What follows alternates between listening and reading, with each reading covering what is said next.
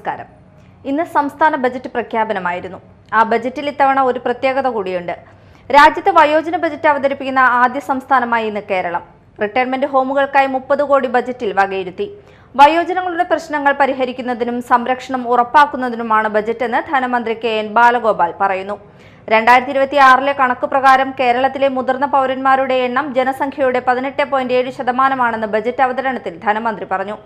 രാജ്യത്ത് ആദ്യമായി വയോജന കമ്മീഷൻ രൂപീകരിച്ച സംസ്ഥാനമാണ് കേരളമെന്നും വയോജനങ്ങളുടെ പ്രശ്നങ്ങളും അവരുടെ സംരക്ഷണവും ഗൗരവത്തോടെ സർക്കാർ കാണുന്നുവെന്നും അതുകൊണ്ട് തന്നെ ഇത്തവണ വയോജന ബജറ്റ് എന്ന പുതിയ ഒരു പ്രമാണം കൂടി ബജറ്റ് രേഖകൾക്കൊപ്പം സർക്കാർ അവതരിപ്പിക്കുന്നുവെന്നുമാണ് ധനമന്ത്രി പറഞ്ഞത്. ബജറ്റിൽ നമുക്ക് എന്തെല്ലാം ലഭിച്ചു എന്ന് വഴിയെ പരിശോധിക്കാം. നമുക്ക് ന്യൂസ് ടൈം തുടങ്ങാം. അതിനു മുൻപ് ന്യൂസ് ടൈമിലെ പ്രധാന വാർത്തകൾ നോക്കാം.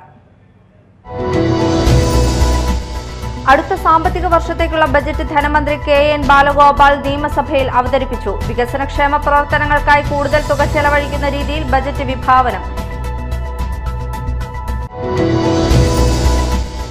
സംസ്ഥാനത്തെ സ്വർണ്ണവില സർവകാല റെക്കോർഡിലെത്തി. ഇന്ന് പവന് 8640 രൂപയാണ് വർദ്ധിച്ചത്. ഇതോടെ ഒരു പവൻ സ്വർണത്തിന്റെ വില 1,31,160 രൂപയായി. വാടാനപ്പള്ളി നടുവിൽക്കരയിൽ പെട്ടി ഓട്ടോ ഇടിച്ച് പ്രഭാത നടത്തത്തിനിറങ്ങിയ ആൾ മരിച്ചു. വാടാനപ്പള്ളി മാസ്റ്റേഴ്സ് ഹാളിന് സമീപം കിഴക്കൻ വീട്ടിൽ സുധനാണ് മരിച്ചത്. വിശദമായ വാർത്തകളിലേക്ക് പോകാം. അടുത്ത സാമ്പത്തിക വർഷത്തേക്കുള്ള ബജറ്റ് ധനമന്ത്രി KN ബാലഗോപാൽ ഇന്ന് നിയമസഭയിൽ അവതരിപ്പിച്ചു. സ്വന്തം വരുമാനം വർദ്ധിപ്പിച്ചും കേന്ദ്ര അവഗണനയ്ക്കിടയിലും വികസന ക്ഷേമ പ്രവർത്തനങ്ങൾക്കായി കൂടുതൽ തുക ചെലവഴിക്കുന്ന രീതിയിലാണ് ബജറ്റ് വിഭാവനം ചെയ്തിരിക്കുന്നത്. ഇതുവരെ കടം 4.8 ലക്ഷം കോടിയും പ്രതീക്ഷിക്കുന്ന വരവ് 1.82 ലക്ഷം കോടിയുമാണ്. ചെലവ് 2.17 ലക്ഷം കോടി എന്നാണ് ബജറ്റിൽ പറയുന്നത്. വമ്പൻ പ്രഖ്യാപനങ്ങളുമായി രണ്ടാം പിണറായി സർക്കാരിന്റെ അവസാനത്തെ ബജറ്റ് അവതരിപ്പിച്ച് ധനമന്ത്രി KN ബാലഗോപാൽ. അപകടത്തിൽപ്പെട്ടവർക്ക് ആദ്യ 5 ദിവസം സൗജന്യ ചികിത്സയടക്കമുള്ള പ്രഖ്യാപനങ്ങളാണ് ബജറ്റിലുള്ളത്. സർക്കാർ ജീവനക്കാരുടെ ശമ്പള പരിഷ്കരണത്തിന് കമ്മീഷൻ പ്രഖ്യാപിച്ചു. 3 മാസത്തിനകം റിപ്പോർട്ട് നൽകണം. DA കുടിശ്ശിക ഉൾപ്പെടെ നൽകുമെന്നും പ്രഖ്യാപനം. സർക്കാർ ജീവനക്കാർക്കുള്ള മെഡിസെപ്പ് ഇൻഷുറൻസ് പദ്ധതി കൂടുതൽ ആനുകൂല്യങ്ങളോടെ ഫെബ്രുവരി 1 മുതൽ നടപ്പാക്കും. തൊഴിലുറപ്പ് പദ്ധതിക്കായി 1000 കോടിയും വകയിരുത്തി. കേരളിന് പകരമായി RRTS അതിവേഗ റെയിൽപാതയും ബജറ്റിൽ ഇടം പിടിച്ചു.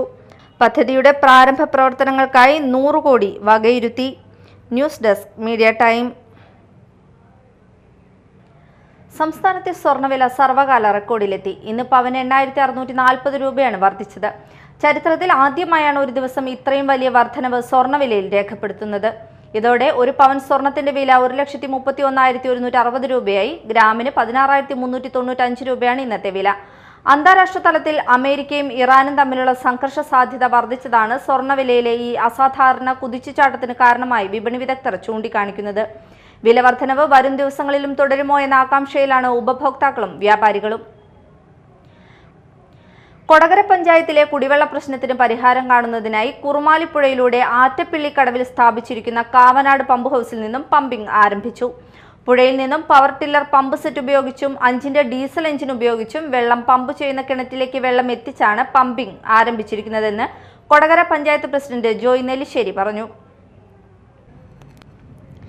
കൊടകര പഞ്ചായത്തിലെ കുടിവെള്ള പ്രശ്നത്തിന് പരിഹാരം കാണുന്നതിനായി കുറുമാലിപ്പുഴയുടെ ആറ്റപ്പിള്ളിക്കടവിൽ സ്ഥാപിച്ചിരിക്കുന്ന കാവനാട് പമ്പ് ഹൗസിൽ നിന്നും പമ്പിംഗ് ആരംഭിച്ചു. പുഴയിൽ നിന്നും പവർ ടില്ലർ പമ്പ് സെറ്റ് ഉപയോഗിച്ചും 5ന്റെ ഡീസൽ എഞ്ചിൻ ഉപയോഗിച്ചും വെള്ളം പമ്പ് ചെയ്യുന്ന കിണറ്റിലേക്ക് വെള്ളം എത്തിച്ചാണ് പമ്പിംഗ് ആരംഭിച്ചിരിക്കുന്നത്. കുറുമാലിപ്പുഴയിൽ തടയണ നിർമ്മാണവുമായി ചിമ്മിനി ഡാമിൽ നിന്നും പുഴയിലേക്ക് വെള്ളം തുറന്നുവിടുന്നതിൽ അധികൃതർ നിയന്ത്രണം ഏർപ്പെടുത്തിയിരുന്നു. അതുമൂലം പുഴയിലെയും വെള്ളം പമ്പ് ചെയ്യുന്ന കിണറ്റിലെയും ജലവിതാനം കുറയുകയായിരുന്നു. ഇതിനെ തുടർന്നാണ് പമ്പിംഗ് നിർത്തിവെച്ചത്. കുറുമാലിപ്പുഴയിലേക്ക് ചിമ്മിനി ഡാമിൽ നിന്നും വെള്ളം തുറന്നുവിടുന്നതിനുള്ള നിയന്ത്രണം ഏർപ്പെടുത്തിയ വിവരം ബന്ധപ്പെട്ട അധികൃതർ കൊടകര പഞ്ചായത്തിനെ അറിയിച്ചിട്ടില്ലെന്ന് പഞ്ചായത്ത് പ്രസിഡന്റ് ജോയ് നെല്ലിശ്ശേരി പറഞ്ഞു. കൊടകര പ്രദേശത്തേക്ക് 2 ദിവസമായി ആറ്റപ്പള്ളിയിൽ നിന്നുള്ള വെള്ളത്തിൻ്റെ പ്രവർത്തനം നിലച്ചിരിക്കുകയായിരുന്നു. ഇന്നലെ സൂചിപ്പിച്ച പോലെ താൽക്കാലികമായി തടയണ മറ്റൊരു ഗ്രാമപഞ്ചായത്തും കൊടകര ഗ്രാമപഞ്ചായത്തും സംയുക്തമായി ചേർന്നുകൊണ്ട് താൽക്കാലിക തടയണ അവിടെ കെട്ടിക്കൊണ്ടിരിക്കുന്നുണ്ട്. അതുകൂടാതെ നമ്മൾ ഡീസൽ എഞ്ചിൻ കൊണ്ടുവന്നതിന് ശേഷം പുഴയോട് ചേർന്നുള്ള ചെറിയ കുളത്തിലേക്ക് ഇപ്പോൾ ഡീസൽ എഞ്ചിൻ വഴി വെള്ളം അടിച്ചു കയറ്റുകയും അതിൽ നിന്ന് കിണറ്റിലേക്ക് എത്തി. ഇപ്പോൾ പമ്പിങ് ആരംഭിച്ചു തുടങ്ങിയിട്ടുണ്ട്. ബന്ധപ്പെട്ട അധികാരികൾക്ക് വീഴ്ച പറ്റിയതിനെ തുടർന്നാണ് പൊതുജനങ്ങൾക്ക് കുടിവെള്ള വിതരണം തടസ്സപ്പെട്ടതെന്ന് കൊടകര പഞ്ചായത്ത് പ്രസിഡന്റ് ജോയ് നെല്ലിശ്ശേരി പറഞ്ഞു. ഈ കാരണങ്ങൾ കാണിച്ചു കൊടകര പഞ്ചായത്ത് പ്രസിഡന്റ് കളക്ടർക്ക് പരാതി സമർപ്പിക്കും.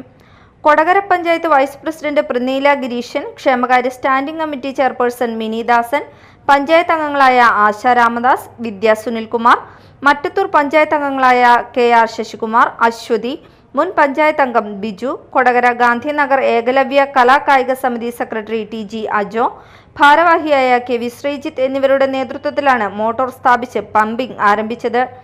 കൊടകര മറ്റത്തൂർ പഞ്ചായത്തിലെ കുടിവെള്ള പ്രശ്നങ്ങൾക്ക് താൽക്കാലിക പരിഹാരമായി. Media time, Kodakara. ചാവക്കാട് മണത്തല വോൾഗയിൽ ബൈക്ക് ഇലക്ട്രിക് പോസ്റ്റിലിടിച്ച് യുവാവ് മരിച്ചു. ഒരുമനയൂർ മുത്തമ്മാവ് നടുമുടിയിൽ വിശ്വനാഥന്റെയും മീനയുടെയും മകൻ 35 വയസ്സുള്ള വിനീഷാണ് മരിച്ചത്. ഇന്നലെ ഉച്ചയ്ക്ക് 12 മണിയോടെയായിരുന്നു അപകടം. പരിക്കേറ്റ യുവാവിനെ ചാവക്കാട് ഹയാത്ത് ആശുപത്രിയിൽ എത്തിച്ചുവെങ്കിലും മരിച്ചിരുന്നു. ചാലക്കുടിയിൽ ഒളിവിലായിരുന്ന വധശ്രമക്കേസ് പ്രതി പിടിയിൽ. ചാലക്കുടി പോട്ട സ്വദേശി നിഷാദിനെയാണ് വരന്തരപ്പിള്ളിയിൽ നിന്നും പോലീസ് പിടികൂടിയത്. 2013 കേസിനാസ്പദമായ സംഭവം. പോട്ട സ്വദേശി പുത്തൻപുരക്കൽ വീട്ടിൽ വിൽസൺ എന്നയാളെ ആക്രമിച്ച് ഒളിവിൽ പോയ ആളായിരുന്നു നിഷാദ്. കോടതി പിടികിട്ടാപ്പുള്ളി വാറന്റ് പുറപ്പെടുവിച്ചിരുന്നു. ഈ വാറന്റ് പ്രകാരമാണ് വരന്തരപ്പിള്ളി പൗണ്ടിൽ ഒളിവിൽ കഴിയുകയായിരുന്ന വാടക വീട്ടിൽ നിന്നും പിടികൂടിയത്. വാടാനപ്പള്ളി നടുവിൽക്കരയിൽ പെട്ടി ഓട്ടോ ഇടിച്ച് പ്രഭാത നടത്തത്തിനിറങ്ങിയ ആൾ മരിച്ചു. വാടാനപ്പള്ളി മാസ്റ്റേഴ്സ് ഹാളിന് സമീപം കിഴക്കൻ വീട്ടിൽ സുധനാണ് മരിച്ചത്. ഇന്ന് പുലർച്ചെ 5:30 വാടാനപ്പള്ളി തൃശൂർ റൂട്ടിലെ നടുവിൽക്കര പാലത്തിനടുത്തായിരുന്നു അപകടം. സുഹൃത്തുമൊത്ത് നടക്കാനിറങ്ങിയതായിരുന്നു സുധൻ. ഇതിനിടെ തൃശൂരിലേക്ക് ഫ്രൂട്ട്സ് എടുക്കാൻ തളിക്കുളം ഭാഗത്തു നിന്നും പുറപ്പെട്ട പെട്ടി ഓട്ടോ ഇടിക്കുകയായിരുന്നു. ഉടൻ തന്നെ ആശുപത്രിയിൽ എത്തിച്ചെങ്കിലും ജീവൻ രക്ഷിക്കാനായില്ല. പ്രധാന വാർത്തകൾ ഒരിക്കൽ കൂടി. അടുത്ത സാമ്പത്തിക വർഷത്തേക്കുള്ള ബജറ്റ് ധനമന്ത്രി KN ബാലഗോപാൽ നിയമസഭയിൽ അവതരിപ്പിച്ചു. വികസനക്ഷേമ പ്രവർത്തനങ്ങൾക്കായി കൂടുതൽ തുക ചെലവഴിക്കുന്ന രീതിയിൽ ബജറ്റ് വിഭാവനം. സംസ്ഥാനത്തെ സ്വർണ്ണവില സർവകാല റെക്കോർഡിലെത്തി. ഇന്ന് പവന് 8640 രൂപയാണ് വർദ്ധിച്ചത്. ഇതോടെ 1 പവൻ സ്വർണത്തിന്റെ വില 1,31,160 രൂപയായി. വാടാനപ്പള്ളി നടുവിൽക്കരയിൽ പെട്ടി ഓട്ടോ ഇടിച്ച് പ്രഭാത നടത്തത്തിനിറങ്ങിയ ആൾ മരിച്ചു. വാടാനപ്പള്ളി മാസ്റ്റേഴ്സ് ഹാളിന് സമീപം കിഴക്കൻ വീട്ടിൽ സുധനാണ് മരിച്ചത്. ഇതോടെ ന്യൂസ് ടൈം സമാപിച്ചു. നമസ്കാരം.